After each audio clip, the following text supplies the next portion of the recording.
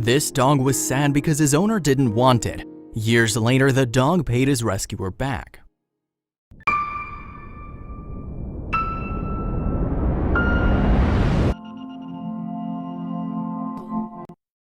But before we start, please make sure to subscribe and hit the bell so you never miss an upload from us. Also, leave a like right now. One day, Alexander heard his neighbor screaming, "You killed another one! This is the first time this week. You aren't even trained at all. It was a mistake taking you in." Alexander wanted to know what was going on. He went up to the neighbor's yard, noticing that the old man had a bag and something was moving in it. Alexander wondered what it could be. "Hello, Mr. Anatoly. What are you doing?" asked Alexander. "I'm heading to the river, getting rid of this. Can I help you with it?" "No thanks, I'm fine," the neighbor grumpily replied. "What's in the bag, Mr. Anatoly?" Alexander kept on asking. "It's a dog. It isn't trained at all. It doesn't obey or listen. I'm seriously getting rid of him. My brother gave me this dog with a promise it was quiet and obedient, but it's driving me insane. It's been killing my hens. I can't hold it myself, so I've been chaining it up, but it keeps escaping. It's not worth keeping around."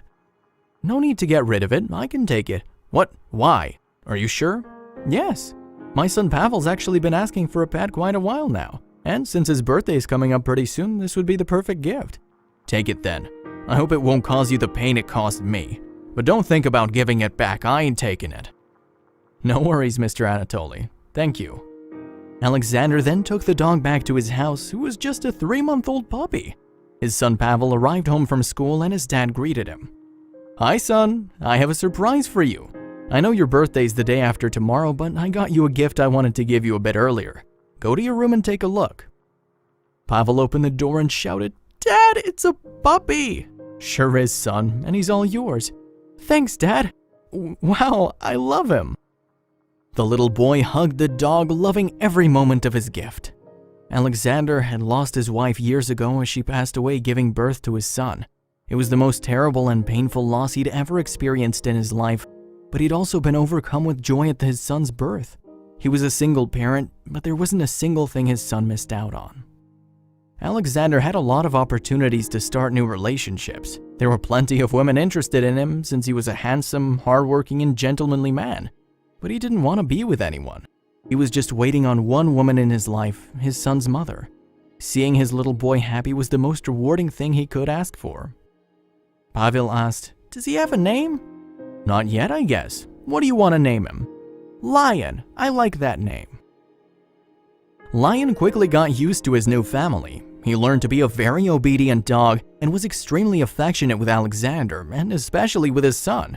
Lion even slept with Pavel at night, and it wasn't even remotely necessary to chain him up like the neighbor suggested. He was a very docile dog. Though whenever he went outside and saw his former owner, Lion growled at him. He was angry, and by now he was a pretty big dog. One day he ran at Mr. Anatoly and stole his cane. From then on, the old man never came out when he knew Lion was around. When the dog was out, he was respectful. Though it never bit him, that did give him a good scare. One day at the start of summer, Pavel went fishing with his father alongside Lion.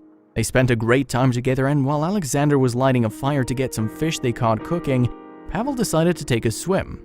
He was a very skilled swimmer, so he was confident, so he decided to go out even further.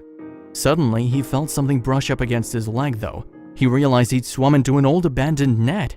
Pavel tried to escape and free his legs, but the wind picked up and he got tangled. He realized he couldn't get out and screamed for help in the hope that his father or someone would hear him. The wind was blowing in the other side though, and no one could hear his screams. His father noticed that Lion suddenly ran to the lakeside in a hurry. Alexander went to follow and see what's up and saw to his horror his son struggling in the middle of the lake. Alexander started sprinting towards him, but remembered there was no way to get out there quick enough. He wasn't nearly as good as Pavel at swimming, and he wouldn't be able to drag him back out. Pavel was getting exhausted from trying to keep afloat. He took another big gulp of air and waved his hands. Someone saw the boy and joined the father by the shore, but something was already in motion. Pavel felt something unexpected come near. It was Lion. The boy grabbed onto the heroic dog and tried again to remove the net from his feet, this time with success. The dog helped him back to shore and lay down beside him. Luckily, it seemed like the boy was fine and just had a big fright, as did Alexander.